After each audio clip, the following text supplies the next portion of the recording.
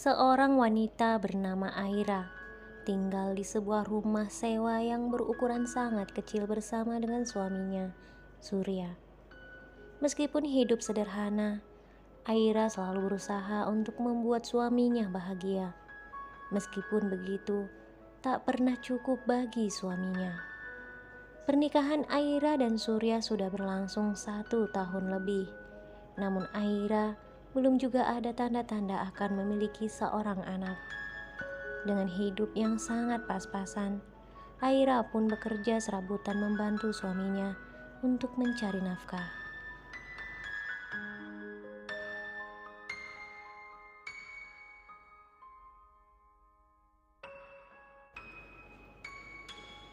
Setiap hari Aira pergi dari rumah ke rumah untuk menjadi buruh cuci.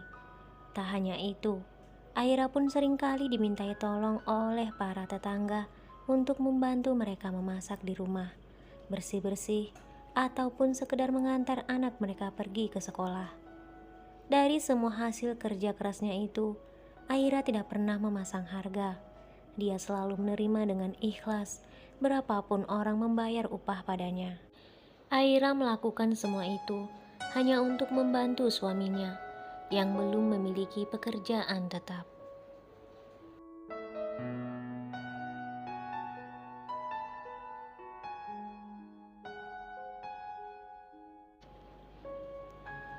Namun di mata suaminya, Aira tetaplah istri yang tidak bisa berbuat apa-apa. Bahkan bagi suaminya, Aira hanyalah menambah kesulitan hidupnya. Aira, Aira, apa saja yang kamu lakukan seharian di rumah?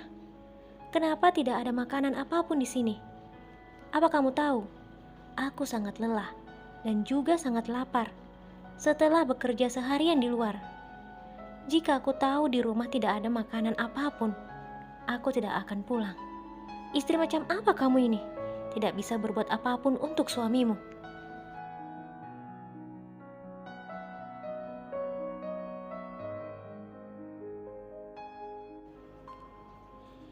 Aira yang baru saja selesai menjemur pakaian berlari mendekati suaminya. Maaf mas, tadi aku baru saja datang dan aku langsung menjemur pakaian ini. Karena kalau tidak dijemur sekarang, nanti tidak akan kering. Dengan suara lantang suami Aira, yaitu Surya berkata, seharusnya sebelum kamu menjemur pakaian itu, kamu memasak dulu untukku. Karena aku ini juga butuh makan. Sebagai seorang istri, apa saja yang sudah kamu lakukan untuk suamimu? Tidak ada kan? Kamu hanya menyusahkan saja.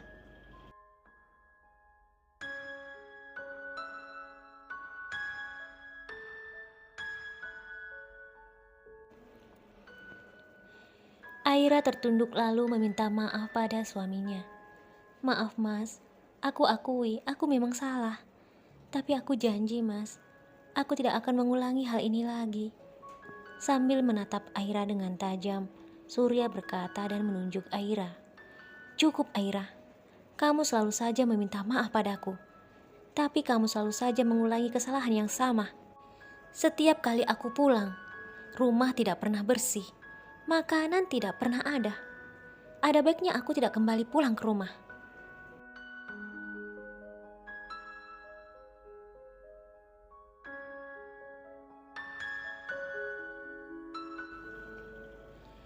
Aira hanya terdiam. Lalu Surya kembali melanjutkan perkataannya.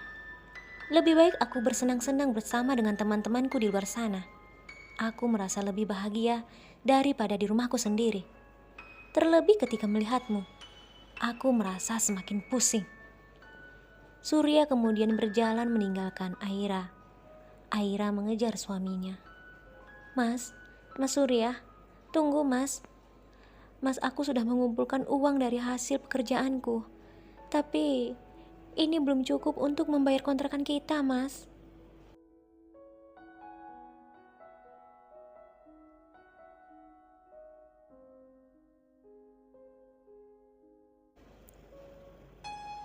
Surya semakin marah.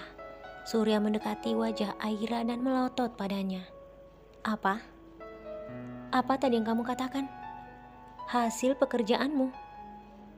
Oh, jadi mentang-mentang kamu bisa bekerja, kamu bisa mengatakan hal itu ya?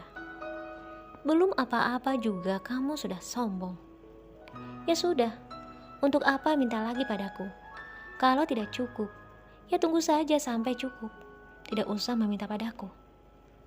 Surya kembali melanjutkan langkahnya keluar dari rumah.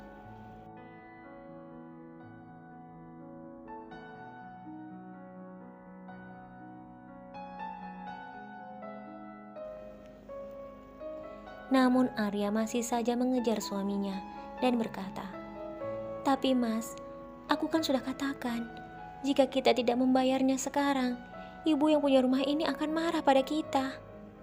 Surya menghentikan langkahnya dan menatap Aira. "Jika dia marah dan mengusir kita dari rumah ini, maka aku akan pergi dari rumah ini. Tapi, kamu tidak akan ikut denganku. Terserah kamu, mau pergi kemana itu bukan urusanku."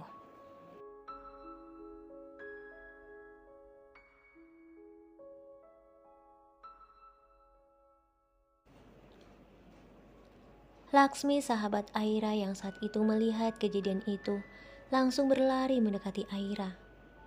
"Dia menyakitimu lagi, Aira. Kenapa kamu masih saja betah tinggal bersama dengan laki-laki seperti itu?" Aira menatap Laksmi. "Apa yang kamu katakan, Laksmi? Aku tidak mungkin meninggalkan suamiku. Bagaimanapun dia bersikap padaku, dia tetap suamiku." Laksmi menepuk keningnya. "Kalau begitu nikmatilah hidupmu ini, dan jangan menangis," kata Laksmi sambil menghapus air mata Aira.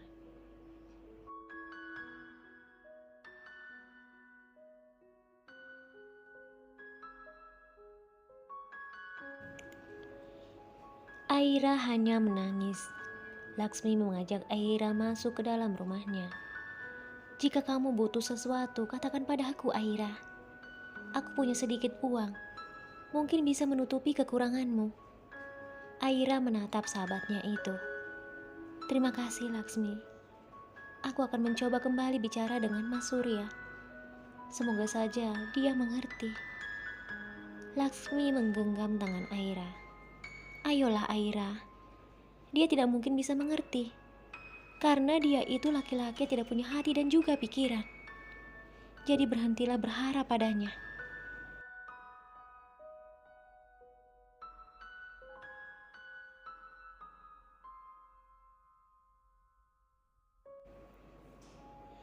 Saat malam hari tiba, Aira tidak tidur karena menunggu kedatangan Surya kembali pulang ke rumah.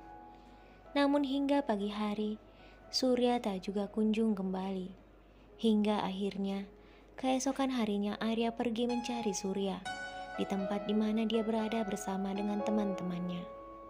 Setelah mengunjungi beberapa tempat yang dia ketahui, Aira tak juga menemukan Surya. Saat Arya putus asa dan hendak kembali pulang ke rumah, tanpa sengaja Aira bertemu dengan salah satu teman Surya.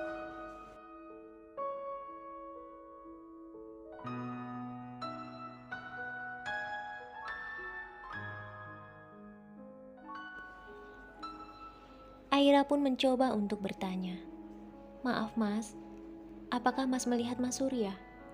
Sejak kemarin, dia belum pulang ke rumah." Laki-laki itu kemudian mengajak Aira ke sebuah warung yang berada di pojok jalanan. "Coba Mbak Aira ke warung itu.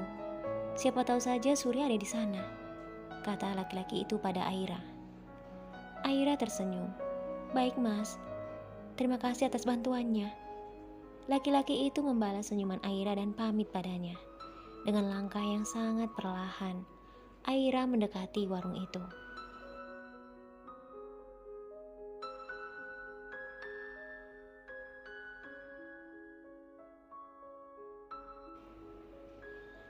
Setibanya Aira di dekat warung itu, Aira tak melihat ada orang di sekitar warung tersebut. Aira mencoba melihat ke dalam, namun Aira tak juga menemukan seseorang. "Mungkin Mas Surya tidak ada di sini," batin Aira. Saat Aira hendak melangkah kembali, Tanpa sengaja dia mendengar suara seseorang dari dalam warung itu. Aira menghentikan langkahnya dan kembali berjalan mendekati warung tersebut. Aira mencoba masuk sambil memanggil pemilik warung itu. Namun, tak juga ada jawaban.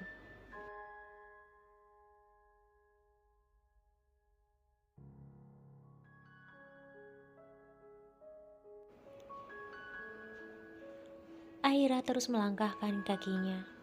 Warung itu tampak gelap, dan di dalam warung itu ada jalan yang ditutup hanya dengan sebuah gorden. Aira berjalan menuju ke sebuah ruangan, dan Aira kembali mendengar suara seseorang. Aira mencoba mencari asal suara itu dengan berbekal rasa takut. Namun karena penasaran, Aira melanjutkan langkahnya. Semakin dekat, Aira semakin jelas mendengar suara tersebut. Dan hingga akhirnya, tibalah Aira di depan pintu, dan asal suara itu berasal dari balik pintu tersebut.